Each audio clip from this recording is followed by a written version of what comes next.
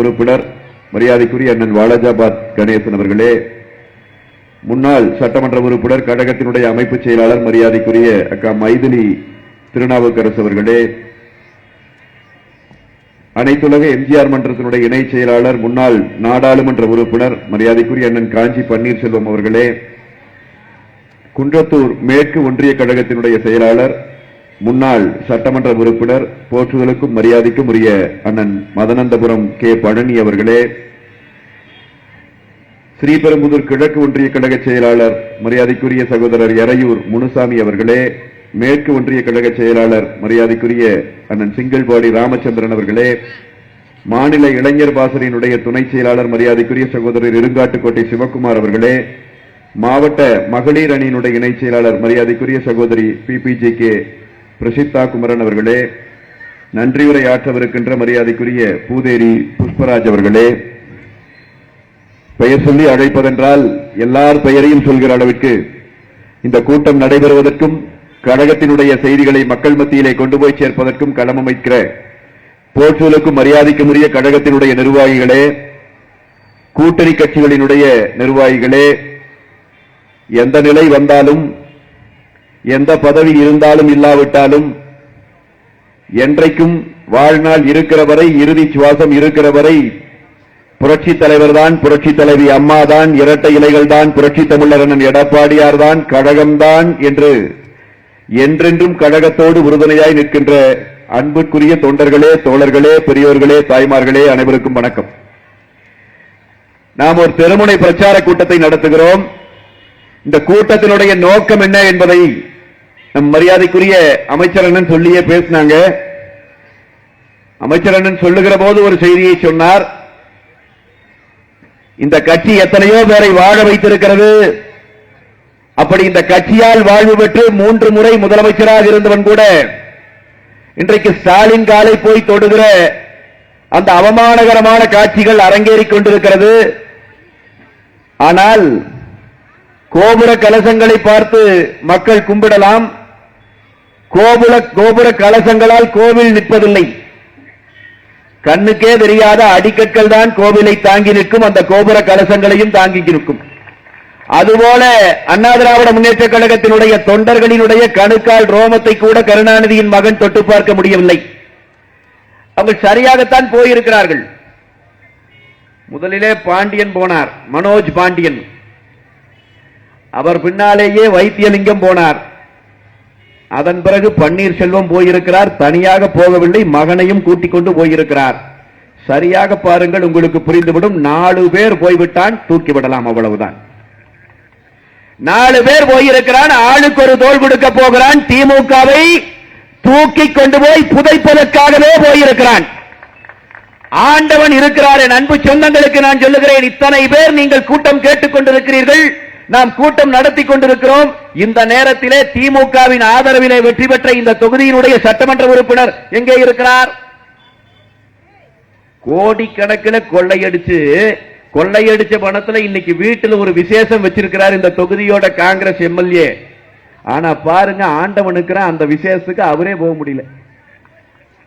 காலையில் இருந்து அலைகிறார்.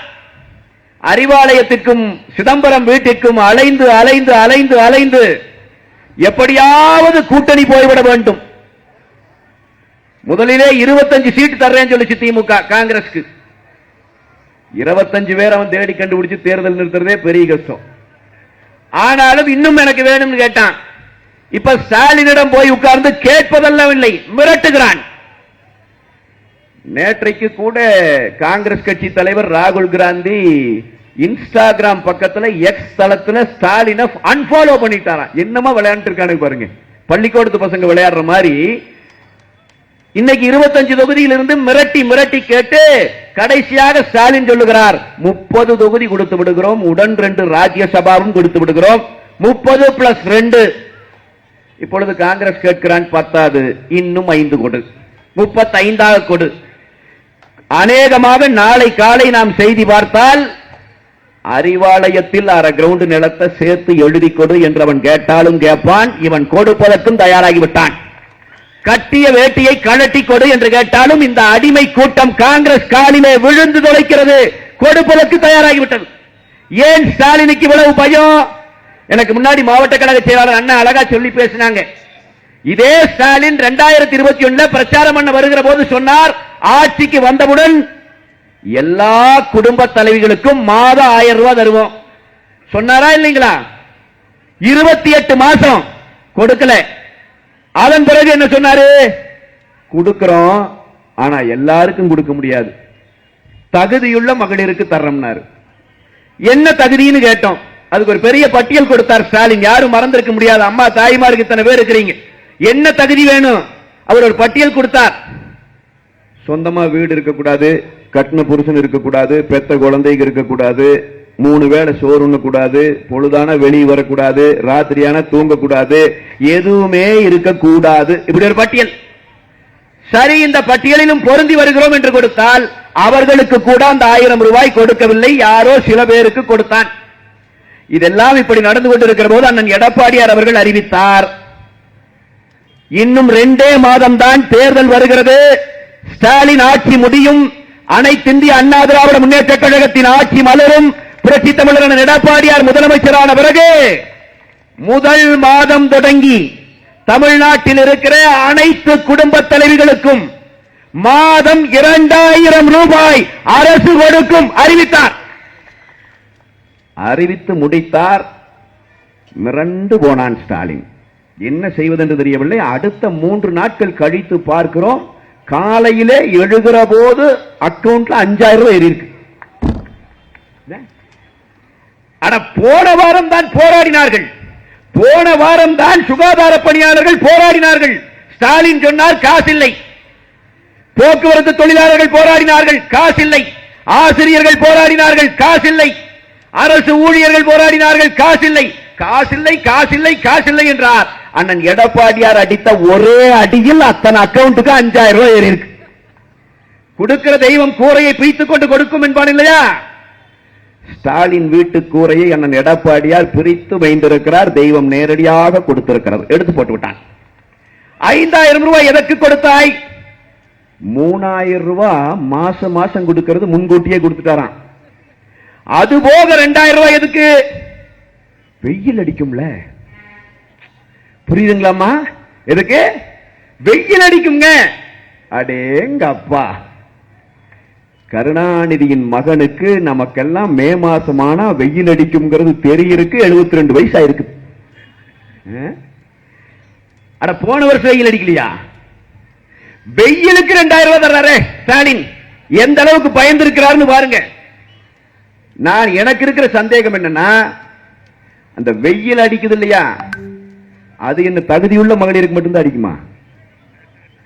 அட, வெயில் எல்லாத்துக்கும் தான் அடிக்கு. கொடுக்கிற அந்த 2000 எல்லாருக்கும் அல்லவா கொடுத்திருக்கணும். அப்படின்னா இப்ப ஒரு விஷயம் தெளிவா தெரியுது.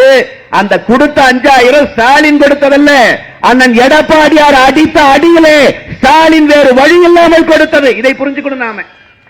இப்ப இன்னைக்கு காலையில விடுஞ்சொன்னு பார்த்தா திடீர்னு இன்னைக்கும் போட்டிருக்கிறார். இன்னைக்கும் அவர்களுக்கு 1000 போட்டோம், இவர்களுக்கு 2000 போட்டோம். நீ எத்தனை வேண்டுமானாலும் போடு. அம்மா தாய்மார்களுக்கு நான் சொல்லுகிறேன், தேர்தல் முடியறதுக்குள்ள இன்னும் நிறைய போடுவேன். ஏன்னா நம்ம அதிமுக அடிக்கிற அடி அப்படி என்ன, அதனால எப்படியாவது தப்பிக்க முடியாதான்னு அடிச்ச கொள்ளையில ஒரு 10% ஆவது எடுத்து கொடுப்பான். இன்னும் ஒரு 10000 ரூபாய் பேங்குக்கு வர்றதுக்கு வாய்ப்பு இருக்குது. தாய்மார்கள் பேங்க்ல கொடுத்தாலும் சரி, கையில கொண்டு வந்து கொடுத்தாலும் சரி, வேண்டாம் சொல்லாம வாங்கிக்கோங்க. காசு அத்தனையும் நம்முடையது, நாம் கட்டிய வரிப்பணம். அதை திருடின காசுல இருந்து 10% இன்னைக்கு ஸ்டாலின் அவுத்து விட்டுட்டு இருக்கிறார். அதனால பயம் வந்துருச்சு. கதை முடிய போகுது. இந்த ஆட்சியினுடைய அலங்கோல ஆட்சி இன்றைக்கு முடிய போகிறது. அதற்கான சமிகைகள் தெரிய தொடங்கிவிட்டது. அதிமுகவினுடைய ஆட்சி மலரணும். நாம் இந்த பணம் கொடுக்கிறான் அதுக்கு இதுக்கு அது மட்டும் இல்ல. அம்மா தாய்மார்கள் இத்தனை பேர் உட்காந்துக்கிறீங்க. நான் உங்களுக்கு சொல்றேன், இந்த 5 வருஷ காலத்தில் இந்த நாட்டை சீரழிச்சு சின்ன பின்னமாக்கி போட்டான். அதுவும் இன்றைக்கு சென்னைக்குள்ள எடுத்துக்கிட்டோம்னா, காஞ்சிபுரத்தில் எடுத்துட்டோம்னா, திருவள்ளூர்ல எடுத்துட்டோம்னா, தொடர்ச்சியா இன்னைக்கு எங்கே பார்த்தாலும் கஞ்சா. தமிழ்நாட்டிலேயே கஞ்சா இல்லாத தெருவே இல்லை. அந்த நிலைமை கொண்டு வந்துட்டான். இளம் பெண்கள் இன்றைக்கு, குழந்தைகள் இன்றைக்கு தெருவிலே பாதுகாப்பாக நடமாட முடியாத சூழலை ஏற்படுத்தியிருக்கான். உண்மையா இல்லைங்களா நான் சொல்றது? எங்க பார்த்தாலும் கஞ்சா புழக்கம். இதே காஞ்சிபுரத்தில் கஞ்சாவை போட்டுட்டு வீட்டுக்குள்ள சாதாரணமா குடியிருக்கிற குடும்பம், வீட்டுக்குள்ள போய் வெட்டுறானையா அருவாளை தூக்கிட்டு போய். திருவள்ளூர்ல ஒரு பையன் போன அந்த ட்ரெயின்ல நீங்க எல்லாம் வீடியோ பார்த்திருப்பீங்க. ஆனா ஒரு 17-18 வயசு பையன் அவன் ரயில்ல போயிட்டு இருக்கிறான். பக்கத்துல 3 பேர் உட்கார்ந்து கையில அருவாளை வச்சு அந்த பையனை கொஞ்சம் கொஞ்சமா வெட்டான். ரத்தம் பொத்துட்டு விழுகுது. அந்த பையன் செத்தானா பொழைச்சானான்னு கூட தெரியல, இந்த அரசாங்கம் நமக்கு சொல்லல. அந்த வெட்டினவ 3 பேரையும் புடிச்சு பார்த்தா 3 பேரும் கஞ்சா போதையில் இருக்கிறான். இதே சென்னையை ஒட்டித்தான் பீகார்ல இருந்து ஒரு குடும்பம், ஒரு ஆளு அவங்க சம்சாரம் 2.5 வயசு குழந்தையும் வந்திருக்கிறாங்க. இங்க பொழைக்கிறதுக்கு பாடுபட்டு பொழைக்கிறதுக்கு வந்தவங்க. அந்த அம்மா வீட்டுக்குள்ளுக்கு அந்த அம்மா கிட்ட அத்துமீற பாக்குறான் ஒரு நாய். அது ஏண்டா பண்றேன்னு தடுக்க போன கணவர் அந்த அம்மாவையும் கொலை செஞ்சு அந்த கணவர் அவரையும் கொலை செஞ்சு 2.5 வயசு குழந்தைய காலை பிடிச்சு தரையில் அடிச்சு கொண்டு 3 உடம்பையும் கொண்டு போய் குப்பை தொட்டியில வீசிட்டு போயிட்டான். அவனை பிடிச்சு விசாரிச்சா கஞ்சா போதையும் இன்னைக்கு இருக்கிற சிந்தட்டிக் ட்ரக்ஸ். நான் எங்க ஊர்ல கோயம்புத்தூர்ல ஒருத்தனை பிடிச்சிட்டு வந்தானுங்க. உண்மையா சத்தியமா நான் சொல்றேன். காவல் நிலையத்துக்கு போறோம், போதை பொருள் பயன்படுத்தினான்னு பையனை பிடிச்சு வச்சிருக்கிறான். ஒரு 20 வயசு பையன். அவன் கையை காட்டுறாரு அந்த காவல்துறை அதிகாரி. அவனை பாருங்கிறாரு. பார்த்தா இந்த கை அப்படியே பொத்துட்டு நிக்குது, பொத்து வந்திருக்குது இப்படியே. அட என்னடா பண்ணான்னு கேட்டா ஊசி வாங்கிக்கிறானுங்க. அந்த ஊசிய 3 பேர் 4 பேர் போடுறான். கை அந்த அளவுக்கு பொத்துட்டு வந்துருது. அந்த காவல்துறை அதிகாரி சொல்றாரு, சார் உங்ககிட்ட சொல்றதுக்கு எனக்கு என்ன, சத்தியம் சொல்றேன், இப்பெல்லாம் எவனாவது ஃபுல் கை போட்டு வந்தான்னாவே எங்களுக்கு டவுட்டா இருக்குதுங்கிறார். அப்ப எத்தனை பேர் இந்த போதைப் பொருளால் பாதிக்கப்பட்டிருக்கான்னு பாருங்க. வாங்கி ஊசி குத்தனவனை கைது பண்றையே, அந்த ஊசியை கொடுத்தவனை கைது பண்ணியா? கஞ்சா பயன்படுத்துகிறான்னு சொல்லி கைது பண்றையே, கஞ்சாவை விற்கிறவனை கைது பண்ணியா?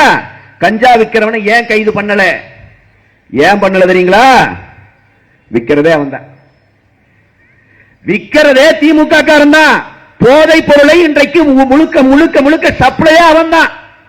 இந்த போதைப் பொருளை வித்து கொள்ளையடிச்சு இதுல புழைக்கணுமாடா?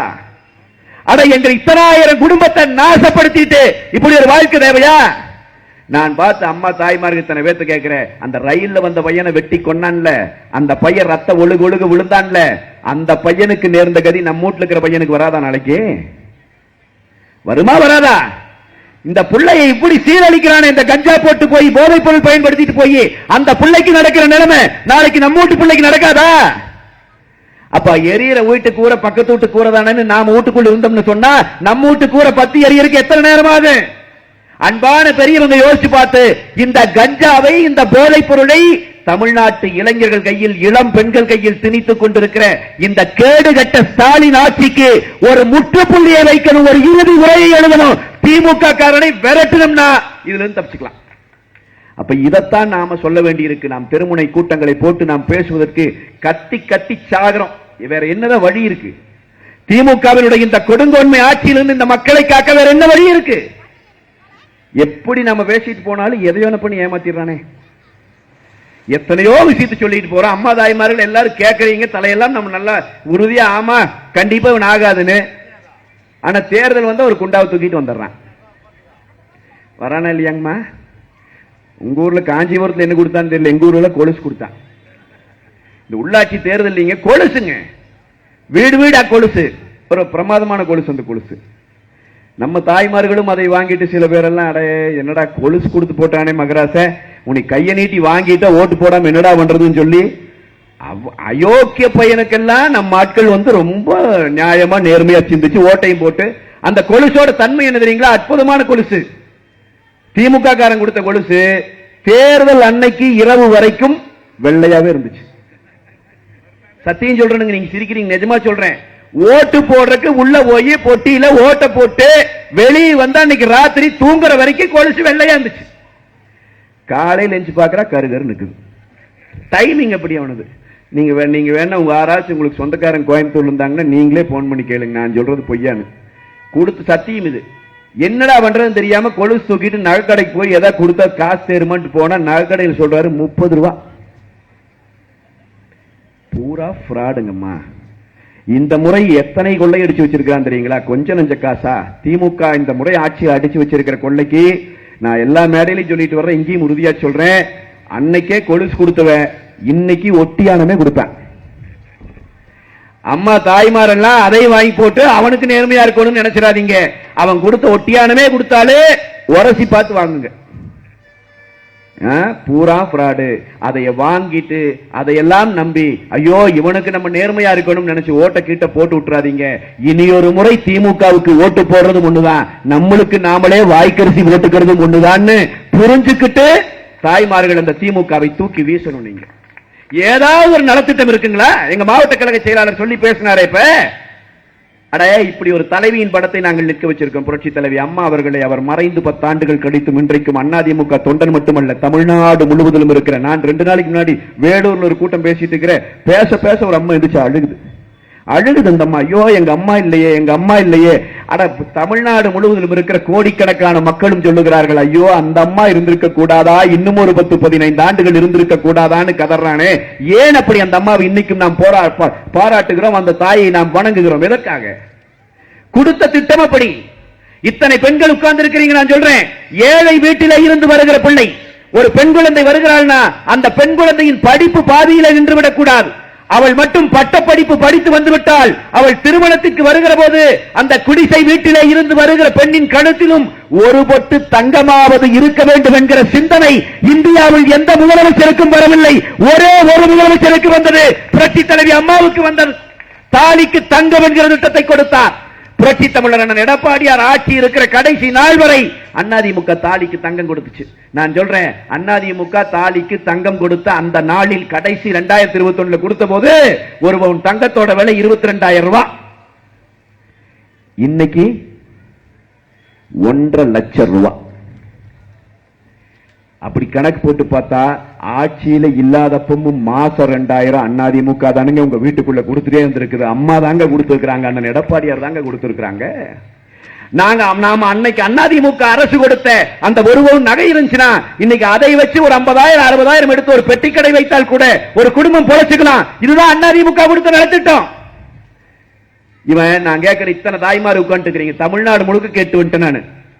இந்த 5 வருஷ ஸ்டாலின் ஆட்சியில ஒரே ஒரு பெண்ணுக்காவது தாலிக்கு தங்கம் தரப்பட்டு இருக்கிறதா? ஒரு ஆள் வாங்கியிருக்காங்களா தமிழ்நாட்டில்? திட்டத்தையே நிறுத்திட்டான். திட்டமே இல்ல. லேப்டாப் கொடுக்கிற திட்டம், படிக்கிற குழந்தைகளுக்கு லேப்டாப் கொடுக்கிற திட்டம் புரட்சி தலைவி அம்மா அவர்கள் கொடுத்தாங்க. ஏன் கொடுத்தாங்க? பள்ளிக்கூடம் முடிச்சிட்டு காலேஜுக்குள்ள ஒரு பொண்ணு ஒரு பையனோ போகிற போது அவனுக்கு அறிவு இருக்கும்டா, ஆனால் அவனுக்கு தேவையான உபகரணம் கையில் இருக்கணும். அப்பதான் போட்டி உலகத்தில் நின்று அவன் போராட முடியும், படிக்க முடியும். வசதி வாய்ப்பு இருக்கிற வீட்டில் வாங்கி கொடுத்துருவாங்க. வசதி வாய்ப்பு இல்லாத தாயின் தகப்பனும் இருக்கிற அந்த குடும்பத்தில் என்ன செய்ய முடியும்? அந்த குழந்தைக்கு எப்படி கிடைக்கும்? அப்பா அம்மா யோசிச்சாங்க, எத்தனை லட்சம் செலவானாலும் எத்தனை கோடி செலவானாலும் பரவாயில்லை, தமிழ்நாட்டிலே பள்ளிக்கூடத்திலிருந்து கல்லூரிக்கு போகிற அந்த பிள்ளைகள் கையிலே நீங்கள் விலையில்லாத லேப்டாப்பை கொடுங்கள் என்று உத்தரவு போட்டார். புரட்சி தலைவி அம்மா அவர்கள் தான் கொடுத்தார். 55 லட்சம் மாணவர்களுக்கு கொடுத்தது அதிமுக. ஒருத்தர் 2 பேர் 55 லட்சம் பேருக்கு லேப்டாப் கொடுத்து அதிமுக. நான் கேட்கிறேன், இத்தனை பேர் பெண்கள் அமர்ந்திருக்கிறீர்களே, நம்ம வீட்டுல இருக்கிற ஒரு பையனோ பிள்ளையோ இந்த 5 வருஷத்துல லேப்டாப் வாங்கியிருக்கானா? ஒருத்தன் வாங்கியிருக்கானா? ஸ்டாலின் ஆட்சியில 4.25 வருஷம் கொடுக்கல, ஒருத்தனுக்கும் கொடுக்கல. லேப்டாப் திட்டத்தையே நிறுத்திட்டு சட்டமன்றத்திற்குள்ள எல்லாரும் சண்டை போட்ட பிறகு அதிமுக ஏய் லேப்டாப்பை குடுறா, படிக்கிற பசங்களுக்கு ஏன்டா இப்படி துரோகம் பண்றேன்னு சொன்ன பிறகு ஒரு பழமொழி ஒன்று சொல்லுவாங்கல்ல, சாக போற நேரத்துல சங்கரா சங்கராங்கிறான்னு. வாழ்ற காலத்துல பூரா அயோக்கியத்தனமே பண்றது, அப்புறம் சாக கீழே மரணப்படுக்கையில் கிடைக்கல சங்கரா சங்கரான சங்கரம் காப்பாத்துவானா? என்ன செய்யறான்? 4.25 வருஷம் கொடுக்காம தேர்தல் வருதுன்னு நானும் லேப்டாப் கொடுக்கிறேன் ஸ்டாலின். யாருக்கு கொடுத்தார்? அதிமுக புரட்சி தலைவி அம்மா அவர்கள், அண்ணன் எடப்பாடியார் அவர்கள் பள்ளிக்கூடம் முடித்து காலேஜுக்கு போற பையனுக்கு படிக்கணுங்கிறதுக்காக லேப்டாப் கொடுத்தோம். ஸ்டாலின் யாருக்கு கொடுக்கிறாரு? காலேஜ்ல கடைசி வருஷம் படிக்கிற பையனுக்கு கொடுக்கிறார். ஏன் கொடுக்கிற? அவன் தான் அடுத்த வருஷம் வேலைக்கு போயிருவானே. கடைசி வருஷம் படிக்கிற பையனுக்கு ஏன் கொடுக்கிற? ஏன் கொடுக்கிறான் தெரியுங்களா? காலேஜ்ல கடைசி வருஷம் படிக்கிற பையனுக்கு 18 வயசு ஆயிடுச்சு. இந்த கையில லேப்டாப் கொடுத்தா அந்த கையில அவன் வந்து நமக்கு ஓட்டு போடுவான்னு நினைக்கிறான். இது எவ்வளவு பெரிய அயோக்கியத்தனங்கம்மா, எவ்வளவு பெரிய அயோக்கியத்தனம். அந்த பையனுக்கு கொடுத்தா நான் பையன் தெளிவா தான் இருக்கிறான். நானும் பல வீடியோவை பார்த்துட்டேன். இந்த லேப்டாப்பை கொடுத்து இந்த லேப்டாப் கொடுத்தோன்னு நிக்கல, அந்த லேப்டாப்ல முன்னாடி அவ அப்பா படத்தை அடிச்சு கொடுத்துட்டாரு, கருணாநிதி படத்தை. பையன் லேப்டாப் இலவசமா வாங்கிக்கிறான், பிளேடு காசு கொடுத்து வாங்குறான். முதல் வேலையை வாங்கணும்னே கருணாநிதியின் படத்தை சுரண்டான். நான் பொய் சொல்ல, வீடியோவாவே எடுத்து போட்டிருந்தேன், ஆயிரக்கணக்கான பசங்க போட்டிருந்தாங்க. இப்ப சுரண்டி கருணாநிதி படத்தை முழுமையா சுரண்ட பிறகுதான் வீட்டுக்குள்ள எடுத்துட்டு போறா லேப்டாப்ப. உண்மையா இல்லைங்களா? ஒரு அரசாங்கம் இதுக்கு கவலைப்பட்டுச்சா? நம்ம இவ்வளவு காலம் கழிச்சு இந்த லேப்டாப்பை கொடுக்கிறோம், நம்ம அப்ப மேல இவங்களுக்கு என்னடா கோபம்னு ஸ்டாலினுக்கு ஏதாவது ஒரு கவலை வந்துச்சா? வராது.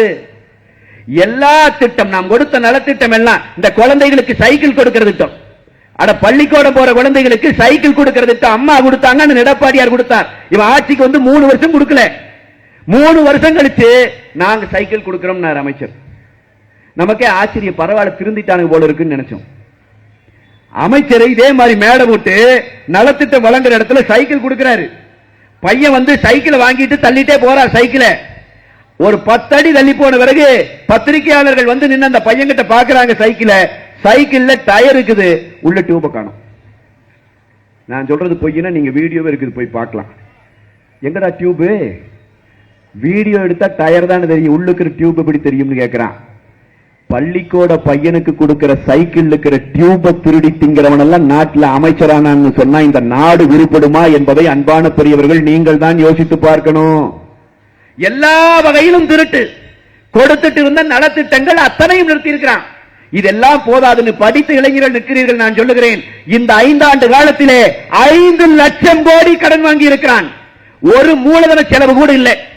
இவ்வளவு கேவலமா ஒரு ஆட்சி நடந்துட்டு இருக்குதுன்னு சொன்னா இந்த ஆட்சியை இனிமேலும் நாம் ஏற்றுக்கொள்ளலாமா? இந்த ஆட்சியை குப்பை தொட்டியிலே தூக்கி எறிய வேண்டியது ஒவ்வொரு தமிழர்களுடைய கடமை இல்லையா? மொத்தமா 5 வருஷம் என்னதான்டா செஞ்சீங்கன்னு கேட்டா 2 விஷயம் சொல்றான். ஒன்னு 1000 ரூபாய் கொடுத்தோம்ங்கிறான், அது பூரா பொய். ஒண்ணு. இன்னொன்னு இலவசமா பஸ் விட்டோம்ங்கிறான். தேர்தல் வாக்குறுதியில் இவர் சொன்னது என்ன? ஸ்டாலின் சொன்னது எல்லா பேருந்துகளிலும் பெண்கள் இலவசமாக பயணிக்கலாம் சொன்னார். ஆனா பண்ணுனது என்ன? பஸ்ஸுக்கு லிப்ஸ்டிக் போட்டுவிட்டு அந்த பஸ், இந்த லிப்ஸ்டிக் போட்ட பஸ்ல மட்டும்தான் ஏற முடியும்னு 20 பஸ் இந்த இடத்துல 3 பஸ் 4 பஸ் ஆக்கிட்டான். அந்த பஸ்ல இன்னைக்கு இலவசம் சொல்லி அதுல ஒரு அமைச்சர் பேசுகிறார், எல்லாம் எப்படி போறீங்க? ஓசியில தானே போற. எவ்வளவு கேவலம்! அந்த அமைச்சருக்கும் சேர்த்து திமுக காரனுக்கும் சேர்த்து நாம் சொல்ல வேண்டியது, நாங்க ஓசியில போகல, எங்க வீட்டில் இருக்கிற பெண்கள் ஓசியில போகல, அந்த பேருந்து வாங்கினதே எங்க வரி பணத்துல தான், நாங்க ஒண்ணு ஓசியில போகல. ஓசியில உண்மையில போனவன் யார் தெரியுமா? ஒரு 60 வருஷத்துக்கு முன்னாடி ஒரே ஒரு ஒத்த ஆள் ரயில்ல ஓசியில வந்துட்டான். அன்னைக்கு மட்டும் டிடிஆர் சரியா இருந்து பிடிச்சிருந்தான்னா நாமெல்லாம் இன்னைக்கு தொண்டவர்களை இந்த கத்த வேண்டிய அவசியமே வந்து சேர்ந்திருக்காது. ஓசியில வந்ததே கருணாநிதி தானையா, உங்க கட்சி தானையா, நீங்க தான் ஓசியில வந்த இன்னைக்கு உலக பணக்கார வரிசையில் இருக்கிற. ஆனால் பெண்களை பார்த்து சொல்லுகிறான் ஓசியில போற. எவ்வளவு கேவலமான வார்த்தை! அதை விட நான் ஒன்று சொல்றேன், நல்ல தாய் தகப்பனுக்கு நம்ம எல்லாரும் பிறந்திருக்கிறோம். இந்த தமிழ்நாட்டில் நல்ல குடும்பத்தில் பிறந்த ஒருத்தர் இனிமேல் திமுக ஓட்டு போடலாமான்னு யோசிச்சு பாருங்க. திமுகவின் அமைச்சராக இருக்கிற துரைமுருகன் இதே மாதிரி ஒரு மேடையில பேசுறாரு, நாங்க எல்லாத்துக்கும் 1000 ரூபாய் கொடுத்துருக்கிறோம், அம்மாளுக்கு 1000 ரூபாய் கொடுத்துருக்கிறோம், மகளுக்கு 1000 ரூபாய் கொடுத்துருக்கிறோம், நீங்க எல்லாம் சிம் கார்டை போட்டு போன்ல சிம் கார்டை போட்டு எவனா கூட பேசித்தீங்கன்னு ஒரு அமைச்சர் பேசுகிறாரே. இந்த மானங்கட்ட ஈனத்தனத்துக்கு இனியொரு முறை நாம் வாக்களிக்கலாமா, ஓட்டு போடலாமான்னு நீங்க தான் யோசிச்சு முடிவு பண்ணிக்கணும். நல்ல ரத்தம் ஓடுகிற யாராவது இவனுக்கு வாக்களிக்க முடியுமா? எவ்வளவு கேவலமா பார்க்கிறான் நம்ம குடும்பங்களை. அப்ப இப்படி இருக்கிற இந்த திமுகவினுடைய ஆட்சி, இந்த நாட்டையே சீரழித்து இருக்கிற ஆட்சி, எல்லா தப்பையும் வந்தாங்க பண்றான். இருக்கிறது பூரா திருடிட்டான். நாம தாலிக்கு தங்கம் கொடுத்தோம், இவன் தங்க நகை நீ கொண்டு போய் அடகு வை, நான் வந்தேன்னா கடனை தள்ளுபடி பண்றேன்னு சொல்லி நகை பூரா திருடிட்டான். நாம் என்னென்ன கொடுத்தோமோ அத்தனையும் திருடிட்டான். அது போக இப்ப கடைசியா இத்தனையும் திருடி முடிச்சுட்டு இப்ப கடைசியா எங்க வந்திருக்கிறான்னா கிட்னி திருட்டுக்கு வந்திருக்கிறான். கிட்னி திருடி இருக்கிறான். திருடியவன் யார்? யாரோ ஒருத்தன் கிட்னி திருடினான்னு நாங்க இந்த கத்துக்கத்தல. சாதாரண ஏழை மக்களை உங்களுக்கு வைத்தியம் பார்க்கிற வாங்கன்னு கூட்டிட்டு போய் ஹாஸ்பிட்டல்ல வச்சு அவனுக்கே தெரியாம அந்த அம்மாவுக்கே தெரியாம கிட்னி எடுத்துட்டானுங்க. அந்த அவரு ஒரு 2 மாசம் கழிச்சு அந்த ஐயன் என்னமோ அல்லையில வலிச்சுட்டே இருக்குதுன்னு சொல்லிட்டு ஒரு டாக்டர் கிட்ட போனா டாக்டர் ஸ்கேன் பண்ணி பார்த்துட்டு சொல்றாரு, எங்கேயா ஒரு கிட்னி காண உள்ளேங்கிறார். உண்மை சத்தியம். என்ன கிட்னி காணமான்ட்டு மறுபடியும் டாக்டர்கிட்ட போனா அவன் சொல்றான், ஆமா 2 இருந்துச்சு, 1 எடுத்துட்டேன். எனக்கு நீ சத்தியம்ங்க, மக்களுக்கு தெரியாமல் கிட்னி எடுத்திருக்கிறான். கிட்னி எடுத்தவன் யார் தெரியுங்களா? இன்றைக்கு இருக்கிற ஸ்டாலின் ஆட்சியில திமுகவின் எம்எல்ஏவாக இருக்கிறவனுக்கு சொந்தமான மருத்துவமனையிலே தான் இந்த கிட்னி திருடப்பட்டிருக்கிறது என்று சொன்னால் இவன் எந்த அளவுக்கு மக்களை வேட்டையாடுகிறான் யோசிச்சு பாரு. அட, ஒரு எம்எல்ஏ கிட்னி திருடுறான், அவன் மேல கேஸ் உண்டா? கைது பண்ணிருக்கிய? அவனை ஒண்ணும் கிடையாது. மலையையும் மணலையும் வெட்டி வெட்டி விற்கிறான் ஐயா. உருவாக்கவே முடியாத மலையை வெட்டுறான், மண்ணை கடத்துறான். இப்படி எல்லாம் ஒரு எம்எல்ஏ பண்றான்னு நியூஸ் தமிழ்னு சொல்லி ஒரு சேனல், அந்த செய்தியாளர்கள் 2 பேர் தைரியமா இந்த எம்எல்ஏ இந்த அயோக்கியத்தனத்தை பண்றான், கண்டிப்பாக இவனை மக்களிடம் அம்பலப்படுத்தணும் சொல்லி கேமராவை தூக்கிட்டு போறாங்க. 2 செய்தியாளர்கள் போய் வீடியோ எடுக்கிறாங்க. இவன் சட்டவிரோதமா செய்யற வேலையை அட எம்எல்ஏவே நேர்ல அந்த 2 பத்திரிகையாளர்கள் மேல கொலை வெறி தாக்குதல் நடத்துறான். அவங்க உயிர் பழச்சதே பெரிய விஷயம், தப்பிச்சு ஓடி வருகிற நிலைமைக்கு பண்றான். எத்தனை மோசடிங்க, எத்தனை கருமம் இது! இது எப்படி இந்த நாட்டில் இதை பொறுத்துக்கிறது? எங்க பார்த்தாலும் இத்தனை ரவுடிசம் நடந்துட்டு இருக்கிற போது இந்த போதைப் பொருளை விற்கிறவன் யாரா? ஒட்டுமொத்தமா போதைப் பொருளை கொண்டு இளைஞர்களுக்கு கொடுக்கிறவன் யாரான்னு அயல் நாட்டிலிருந்து போலீஸ் தேடி டெல்லியில அங்கிருந்து தேடி தமிழ்நாட்டுக்கு ஒருத்தனை கைது பண்றான். இவன் தான் உலகம் முழுக்க போதைப் பொருள் சப்ளை பண்றான்னு ஒருத்தனை கைது பண்றாங்க. ஜாஃபர் சாதிக் என்றொருவன். அவன் யார்? திமுகவினுடைய அயலக பிரிவினுடைய இணை செயலாளர், திமுக காரன். அப்ப ஒண்ணு புரிஞ்சுக்கணும், இங்க கிட்னி திருடுறவன் திமுக காரன், கஞ்சா விக்கிறவன் திமுக காரன், போதைப் பொருள் விக்கிறவன் திமுக காரன், கொலை வரி தாக்குதல் நடத்துறவன் திமுக காரன், ரவுடிசம் செய்கிறவன் திமுக காரன். அத்தனைக்கும் எவிடன்ஸ் இருக்குது, அத்தனையும் கண்ணு முன்னாடி செய்யறான், தைரியமா செய்யறான். இப்ப தேர்தல் வந்துருச்சு, மக்கள் மத்தியில தொடர்ந்து மக்களுக்கு பணியாற்றுகிற நாம் மக்கள் மத்தியில பிரச்சாரம் பண்ணிட்டு இருக்கிறோம். ஆனா இன்னைக்கு என்ன பண்ணிருக்கான் தெரியுங்களா திமுக காரன்? இன்னைக்கு 2 பேர் கைது வழக்குக்கு. அட, பிளைட்ல போகையில அந்த பிளைட்ல காப்பி கொடுக்கும் இல்லங்க இந்த பிள்ளைங்க, அந்த பிள்ளைக்கு பாலியல் தொந்தரவு கொடுத்து ஒரு திமுக கவுன்சிலர் கூட போனோம்னு இன்னைக்கு விசாரணை அவனுக்கு வந்திருக்கு. எப்படி இருக்கு லட்சணம் பாருங்க. அட, நீ தயவு செய்து பொண்ணுன்னு வந்தாலே அது சகோதரியா தாயா பார்க்கிற அந்த பண்பே இல்லாத இந்த திமுக ரவுடிகள் மீண்டும் மீண்டும் நம் ஊர்ல இந்த பெண்களையும் இந்த குழந்தைகளையும் வேட்டையாடி பிழைக்கிறான். அதுக்கு ஒத்துவதற்கு ஒரு கட்சி, இந்த காங்கிரஸ் கட்சி, இந்த தொகுதியில் எம்எல்ஏ உருப்படும். அது நம்மளை பார்த்து சொல்லிட்டே இருந்தான் எடப்பாடி அண்ணனை பார்த்து, உங்களுக்கு கூட்டணிக்கு ஆளே வரல, ஆனா எடப்பாடியாருக்கு கூட்டணிக்கு கட்சியே கிடைக்கல பேசிட்டே இருந்தா. 4 வருஷமா பேசினேன். நம்மனும் போறப்பல சிரிச்சு சிரிச்சு பார்த்துக்கலாம் வந்துட்டே இருந்தாரு. அப்புறம் இப்ப பாக்குறோம், யுத்தம் வந்துருச்சுடா. எதிரி நேரா நிக்கிற போது எவன் ஒருவன் சரியாக வாழ் சுழற்றுகிறானோ அவன் தான்டா சுத்த வீரன். எடப்பாடியார் சுத்த வீரன். சும்மா வீட்டுல உட்கார்ந்து காத்திலேயே சுத்திட்டு இருக்க கூடாது. சரியான நேரம் பார்த்தார். தேர்தல் நெருங்கி வந்தது. கூட்டணி இன்னைக்கு நாம பார்க்கிறோம். 3 முறை இந்தியாவிலே வெற்றி பெற்று நிற்கிற நரேந்திர மோடி தலைமையிலே நிற்கிற பாரதிய ஜனதா கட்சி நம்மோடு இன்றைக்கு கூட்டணியிலே இருக்கிறது. பாட்டாளி மக்கள் கட்சி மரியாதைக்குரிய மருத்துவர் அன்புமணி ராமதாஸ் அவர்கள் இன்றைக்கு நம்மோடு கூட்டணியிலே இருக்கிறார். இவர்கள் எல்லாம் வருகிற போது ஸ்டாலின் கொஞ்சம் ஆடி ஆடி பார்த்தார். அடுத்ததாக நடக்கவே வாய்ப்பில்லை என்று நினைத்த டிடிவி தினகரன் அவர்கள் தலைமையிலே இருக்கிற அமமுக கூட்டணிக்கு வருகிறோம் என்று அறிவித்தார். வீட்டுக்குள்ளே போனவன் வெளியே வரவே இல்லை. திமுக காரன் கதை முடிந்து விட்டது என்பது புரிந்துவிட்டது. இன்றைக்கு நாம் வலுவான கூட்டணியோடு நிற்கிறோம். ஆனா திமுகவின் நிலைமை என்ன? இந்த காங்கிரஸ் கட்சி இன்னைக்கு இந்த மாணிக் தாக்கூர் ஒரு நாடாளுமன்ற உறுப்பினர் அவர் பேசுறாரு. அவர் சொல்றாரு, காங்கிரஸ்காரனான எங்களுக்கு மானம் இருக்குது, எங்களுக்கு சூடு சொரணை இருக்குதுங்கிறாரு. இந்த தொகுதி எம்எல்ஏ செல்வ பிறந்தவர் சொல்றாரு, அப்படியெல்லாம் ஒண்ணு இல்ல, அவர் போய் சொல்றாரு, எங்களுக்கு அதுக்கு சம்பந்தம் இல்ல. அவர் ஏதோ பேசி சொன்னாரா இல்லையா? கேடு கட்டு போய் வெக்கம் கட்டு போய் நம்ம ஊர்லயும் நம்ம அம்மா தாய்மார்கள் எல்லாம் பார்த்துட்டு நான் சொல்றது என்னன்னா, இந்த செல்வ பெருந்தகைக்கெல்லாம் ஓட்டு போட்டு ஜெயிக்க வச்சுட்டீங்களே. இந்த மோசடி கும்பலுக்கு இந்த முறை நாம் இறுதி உரையை எழுத வேண்டும். அதற்கு நீங்கள் தயாராக வேண்டும். அண்ணன் எடப்பாடியார் அறிவித்திருக்கிறார், ஆட்சி மலர்கிறது. ஆட்சி மலர்ந்த உடனேயே முதல் மாதம் தொடங்கி மாதம் 2000 ரூபாய் ஒவ்வொரு குடும்ப தலைவிக்கும் வழங்கப்பட இருக்கிறது. 3 சிலிண்டர், ஆண்டுக்கு 3 சிலிண்டர் ஒவ்வொரு குடும்பத்திற்கும் வழங்கப்பட இருக்கிறது இலவசமாக. அதையும் தாண்டி வீடற்ற ஏழைகளுக்கு வீடு கட்டி கொடுக்கிற திட்டம். ஏற்கனவே 80,000 வீடுகளை ஏழைகளுக்கு கட்டிக் கொடுத்த அனைத்திந்திய அண்ணா திராவிட முன்னேற்ற கழகத்தின் பொதுச் செயலாளர் அறிவித்திருக்கிறார். வீடற்ற ஏழைகளுக்கு வீடு கட்டி தருகிற திட்டம் மீண்டும் தொடரும்.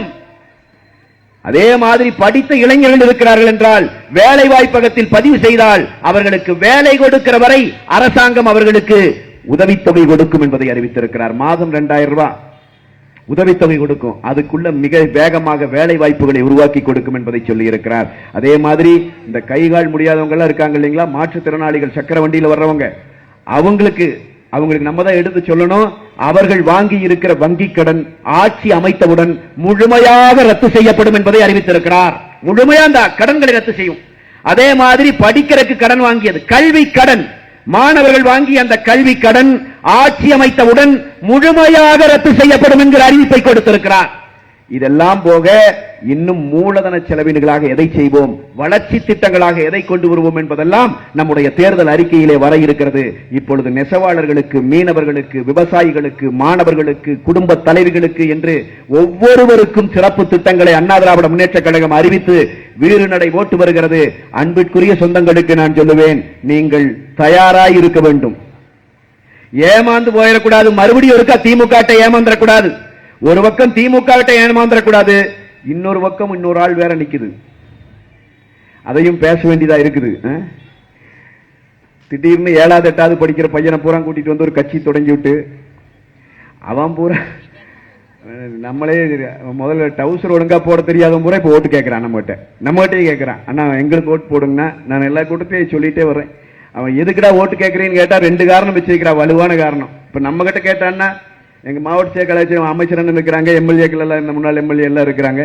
நம்ம எல்லாம் ரெட்டலைக்கு ஓட்டு கேட்கிறேன், எதுக்கு ரெட்டலைக்கு ஓட்டு கேட்கிறேன்னு யாராவது கேட்டா நம்ம 1000 விஷயங்களை அடுக்க முடியும் இல்லைங்களா. தாலிக்கு தங்கம் கொடுத்தவர்கள், லேப்டாப் கொடுத்தவர்கள், 10,000 கிலோமீட்டருக்கு சாலை போட்டவர்கள், பல்லாயிரம் இடங்களிலே நாங்கள் பாலங்கள் கட்டி எழுப்பியவர்கள், குடிநீர் இணைப்பை கொடுத்தவர்கள், ஓஏபி வாங்கி கொடுத்தவர்கள், நாங்கள் ரேஷன் கார்டு இத்தனை பேருக்கு வாங்கி கொடுத்தவர்கள், கொரோனா காலத்திலே ஒரு சாவு கூட ஏற்படாத வகையிலே தடுத்து நிறுத்தி காட்டியவர்கள், 2000 அம்மா மினி கிளினிக் கொண்டு வந்து கொடுத்தவர்கள், இப்படி எங்க சாதனைகளை பட்டியலிட்டு இதெல்லாம் செய்தவர்கள். எனவே இரட்டை இலையிலே ஓட்டு போடுங்கள் என்று கேட்கிறோம்.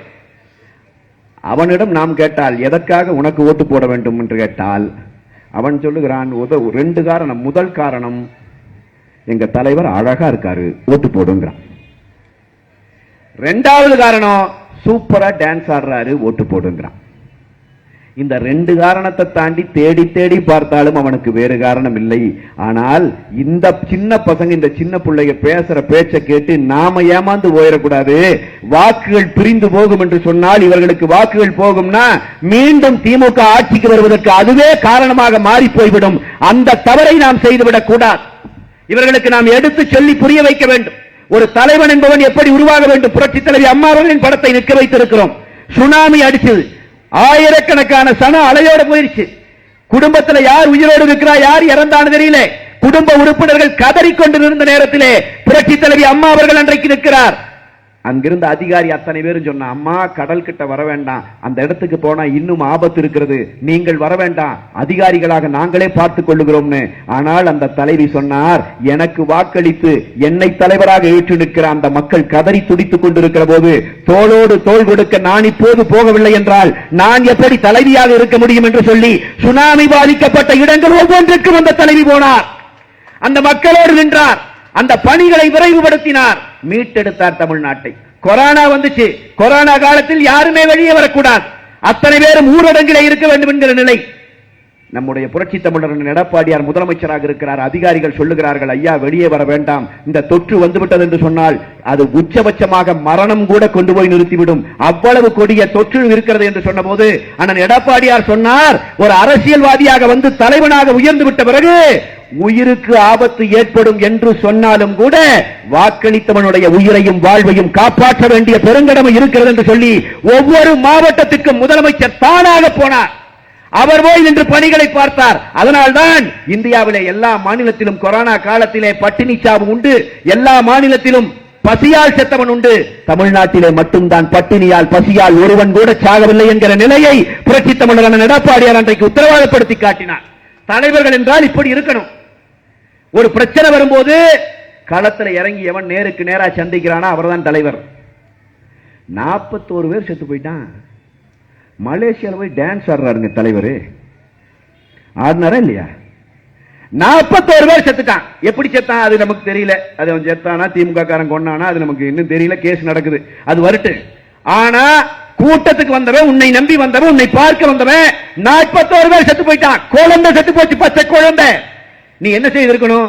அங்கிருந்து வந்த அதெல்லாம் யாரும் ஏத்துக்கல, அதெல்லாம் பிரச்சனை இல்லை. அது எப்படி 15 நாள் 20 நாள்ல மலேசியால போய் டான்ஸ் ஆடுற நீ? இப்படி ஒரு தலைவனுக்கு ஓட்டு போடுன்னு சொல்லி 10 பேர் ரோட்ல வர்றான்னு சொன்னா இவர்களுக்கு புரிதலை ஏற்படுத்த வேண்டிய கடமை நமக்கு இருக்கா இல்லையா? அப்ப இந்த சின்ன பசங்க பிள்ளைங்க நம்ம கிட்ட கேட்டு வந்தா அம்மா தாய்மார் எல்லாம் தெளிவா சொல்லுங்க. அட ஏதாவது பிரச்சனைன்னு வந்துச்சுன்னா யார் நம்மோடு நிற்கிறார்களோ அவர்களுக்கு வாக்குகளை கொடுக்க வேண்டும். நம்முடைய வாழ்வாதாரத்தை யார் பாதுகாக்கிறார்களோ அவர்களுக்கு வாக்குகளை கொடுக்க வேண்டும். அப்படி என்றால் வேறு மாற்றே இல்லை. உங்கள் வாக்குகளை எல்லாம் நீங்கள் இரட்டை இலை சின்னத்திலே வந்து அதிமுகவை மாபெரும் வெற்றியடை செய்யணும். அதுதான் ஒரே வழி. அன்பான பெரியவங்க இதெல்லாம் யோசிச்சு பார்த்து கட்டாய மாற்றம் தான். இன்னும் 26 நம்மளோட தான். அநேகமாக நாளைக்கு காலை கூட்டணி அறிவிப்போடு ஸ்டாலினுடைய அறிவாலயம் மூடப்பட்டுவிடும். அப்புறம் இந்த தேர்தல் முடிவு வர்ற அன்னைக்கு தான் இருக்குது. நல்லா ஞாபகம் வச்சுட்டு அதிமுக தொண்டர்களும் தோழர்கள் அதை நினைவில் வச்சுட்டு போகணும். இந்த தேர்தல் முடிவு வர்ற அன்னைக்கு இந்த செய்தியாளர்கள் இருப்பார்கள், இருந்தாலும் சொல்லுவோம். இந்த சன் டிவி, கலைஞர் டிவி எல்லாம் காலையில திறந்துருவான். எத்தனை தொகுதியில் யார் முதலிடம்னு. அதிமுக ரெட்டையில என்டிஏ கூட்டணி முதலிடம்ல 1, 2, 3, 4 ஏறிட்டே இருக்கும். 117 தாண்டி 118 என்று அண்ணா திராவிட முன்னேற்ற கழகத்தின் எண்ணிக்கை நகர்கிற போது கலைஞர் டிவியிலே ஒரு பாடல் போடுவான், நிறுத்திடுவான். ஓட்டு எண்ணிக்கை அப்புறம் காட்ட மாட்டான். காகித ஓடம் கடலலை மேலே போவது போலே மூவரும் போவோம் என்ற அந்த பாடல் வரிகளை கலைஞர் தொலைக்காட்சியில் ஒளிபரப்ப செய்ய வேண்டிய கடமை அதிமுக காரனுக்கு இருக்கிறது. மறந்துவிடக் கூடாது. 234 தொகுதியிலும் நம் கூட்டணி வெற்றி வர வேண்டும். அதை நாம் உத்தரவாதப்படுத்த வேண்டும். இந்த ஸ்ரீபெரும்புதூரை விட்டக்கூடாது. இதெல்லாம் நம்ம தொகுதி, நம்ம மண்ணு. உறுதியாக எழுறோம். சர்வே எல்லாம் பார்த்துட்டு உங்ககிட்ட சொல்றேன், இங்கெல்லாம் நாம தோக்கறதுக்கு வாய்ப்பே இல்லை. மிகப்பெரிய மார்ஜின்ல ஜெயிக்க போறோம். நம்ம மிகப்பெரிய வெற்றியை அண்ணா திராவிட முன்னேற்ற கழகம் அடைய போகிறது. ஆனால் இருக்கிற பிரச்சனையே அதிமுக காரனுக்கு அவநம்பிக்கை வரணுங்கிறதுக்காக ஊடகங்களை கூட இன்றைக்கு விலைக்கு வாங்கி திட்டமிட்டு வேலை செய்யறான். சாயந்தரம் 7 மணி ஆச்சுன்னா 5 பேர் போய் உட்கார்ந்துக்கிறது. எல்லா ஊடகத்தையும் சொல்ல, குறிப்பிட்ட சில பேரை சொல்றேன்னு வச்சுப்போமே. 5 பேர் உட்கார்ந்துக்கிறான். ஒரே சண்டையா இருக்கு. அம்மா எல்லாம் பார்க்க மாட்டீங்கன்னு நினைக்கிறேன். இந்த சீரியலே பார்க்கறது நல்லது. அந்த அளவுக்கு நிலைமை இருக்குது. 5 பேர் உட்காந்து அடிச்சு நானும் தான். இப்போ வேற வழி இல்லையே, அப்புறம் நம்மளும் போய் உட்கார்ந்துக்கிறோம். புழுகுறான், பொய்யா பேசுறான். முந்தானயத்தை கூட ஒருத்தன் பேசுறானுங்க. ஒரு நபர், ஒருத்தர் திமுக இருந்து வந்தவர், எல்லாத்துக்கும் ரொம்ப தெரிஞ்சவர் தான். ஐயா வெயிலுக்கு 2000 ரூபாய் கொடுத்துருக்கீங்களே, இது என்னையா கணக்குன்னு கேட்டா அவர் சொல்றாரு, வெயிலுக்கு கொடுக்கவில்லை, கோடைக்கு கொடுத்திருக்கிறோம். என்னடா வித்தியாசம்? அது அப்படியே சொல்றாரு ஒரு செய்தி தொடர்பாளர். வெயிலுக்கு கொடுக்கல, கோடைக்கு கொடுத்திருக்கிறோம். பொய்யா பேசுறான். அவனுடைய ஒரே நோக்கம் தான், இன்னைக்கு இருக்கிற இந்த ஊடக உலகத்தை அவன் வாங்கி வைத்திருக்கிற அந்த ஊடகங்களுக்கு இன்றைக்கு இருப்பது ஒரே நோக்கம் தான், அதிமுக காரன் நம்பிக்கை இழக்கணும். அதுதான் அவனுடைய நோக்கம். அதுக்கு தான் வேலை செய்யறான். அதிமுக ஒரு கட்சி இனி இருக்காதுன்னு பேசுறான். அதிமுக அழிந்து விட்டதுன்னு பேசுறான். நான் சொல்றேன், உங்களுக்கு எழுதி வச்சுக்கோங்க. புரட்சி தலைவர் தொடங்கிய இந்த இயக்கம், புரட்சி தலைவியால் வழிகாட்டப்பட்டு நடத்தப்பட்ட இந்த இயக்கம், புரட்சி தமிழரால் சுமக்கப்படுகிற இந்த இயக்கம் ஒரு நாளும் தோற்று போகாது. இது உறுதியாக இருக்கிறது, எழுந்து நிற்கிறது. நான் தமிழ்நாடு முழுவதும் எல்லா மாவட்டத்துக்கும் போயிட்டு வந்து உங்ககிட்ட சொல்றேன், எல்லா மாவட்டத்திலும் பேரெழுச்சி இருக்கிறது.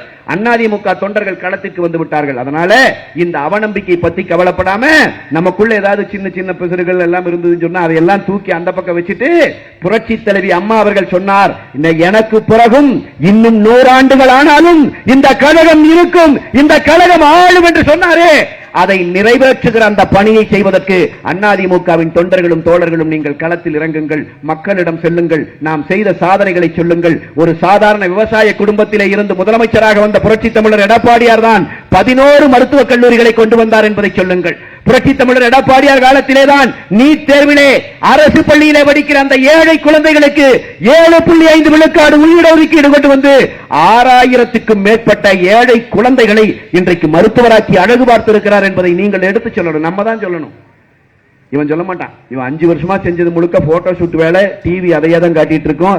அதனால அன்பான பெரியவர்களுக்கும் தாய்மார்களுக்கும் நான் சொல்லுகிறேன், நம்முடைய சாதனைகளை எடுத்துச் சொல்லுங்கள். இவர்கள் ஆட்சி காலத்தில் இன்றைக்கு இருக்கிற இந்த கஞ்சா புழக்கத்தை, கள்ளச்சாராய புழக்கத்தை, போதைப் பொருள் புழக்கத்தை மக்கள் மத்தியிலே எடுத்து வையுங்கள். எந்த அளவுக்கு ரவுடிசம் இருக்குது, எந்த அளவுக்கு கூலிப்படைகளினுடைய வேட்டைக்காடாக தமிழ்நாடு மாறி இருக்கிறது என்பதை எடுத்துச் சொல்லுங்கள். இந்த ஸ்டாலின் ஆட்சி எவ்வளவு பெரிய கடங்கார மாநிலமாக தமிழ்நாட்டை மாற்றி இருக்கிறது என்பதை சொல்லுங்கள். இவர்களுடைய அமைச்சர்கள் எவ்வளவு கேவலமாக மக்களை நடத்துகிறார்கள் என்பதை எடுத்துச் சொல்லுங்கள். இவர்களுடைய சட்டமன்ற உறுப்பினர் இங்கே இருக்கிற பல்லாவரம். எனவே அவற்றையெல்லாம் எடுத்துச் சொல்லி இரட்டைகளை சின்னத்திலே நம்முடைய வாக்குகளை மட்டுமல்ல அனைவரின் வாக்குகளையும் வாங்குவதற்கு களமமையுங்கள் என்று கேட்டு நிறைவு செய்கிறேன். நன்றி, வணக்கம்.